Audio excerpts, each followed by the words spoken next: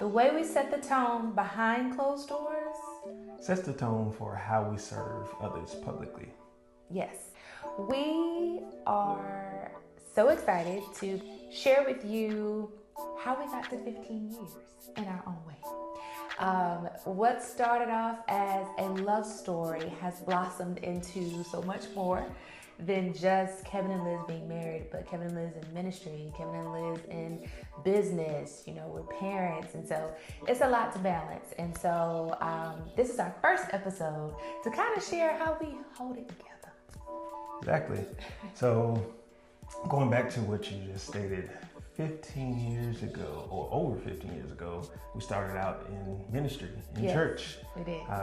Serving, and Liz was the music director, worship pastor over our first ministry over on the west side of Atlanta. And from there, we just transitioned to a few other ministries, but we still fulfilled our duties in the same way as a worship pastor, as a organist, keyboardist, music director. But it didn't start that way. He didn't hear me sing until months into us dating. No lie. Like True. We were just kind of caught up in being attracted to one another. She was feeling me. Oh my gosh. Anyway, if y'all know us, y'all know, okay? He told me in 3 months that I was going to be his wife. I said, now what now? But over time and in prayer and a beautiful courtship, seriously, 8 months, Christmas Day is always our anniversary, he proposed. And I would say maybe 6 months into the relationship is when we actually started talking about music and actually collabing on some things, but we took it slow.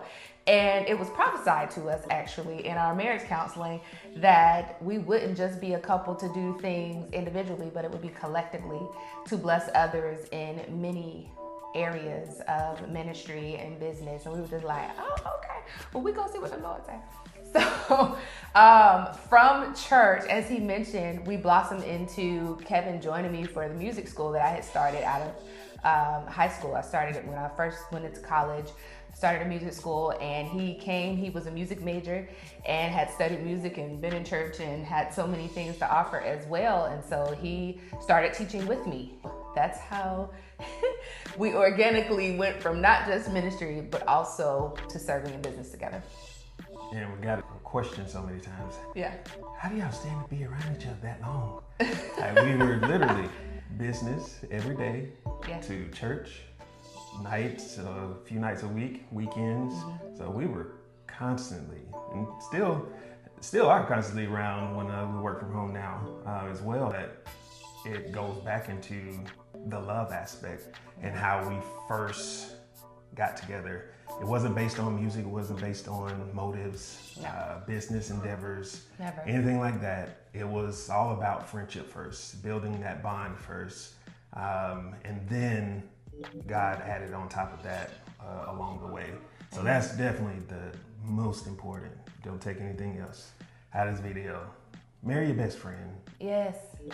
Marry someone that you can be around, laugh, love, all of the above. Be 100% you, yourself, in the good and the bad.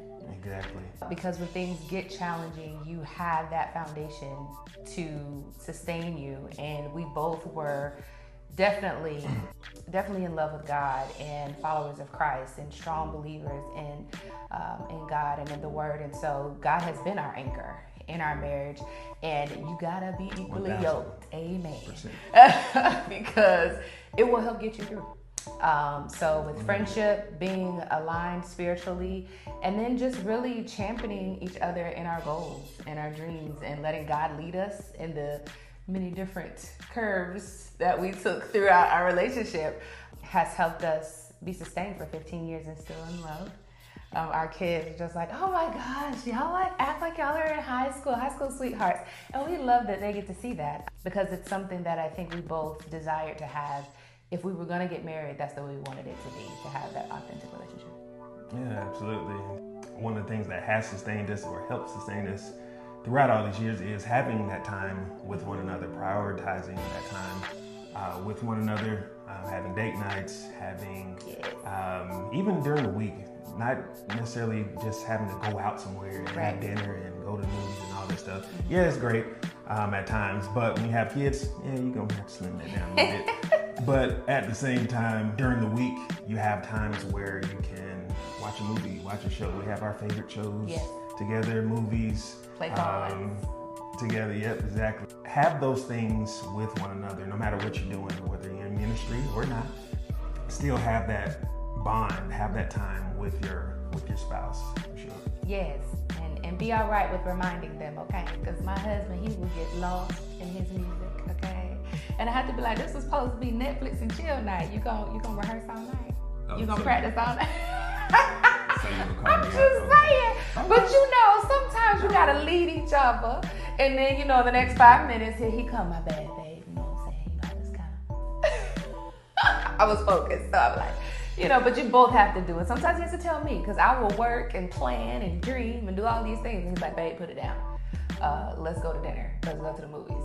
So we are excited to share with you how we got to 15 years with ministry on our plate, business on our plate, parenthood, marriage in and of itself. Full-time jobs, family. People ask us all the time. So we are happy to share, and we just pray that it blesses somebody.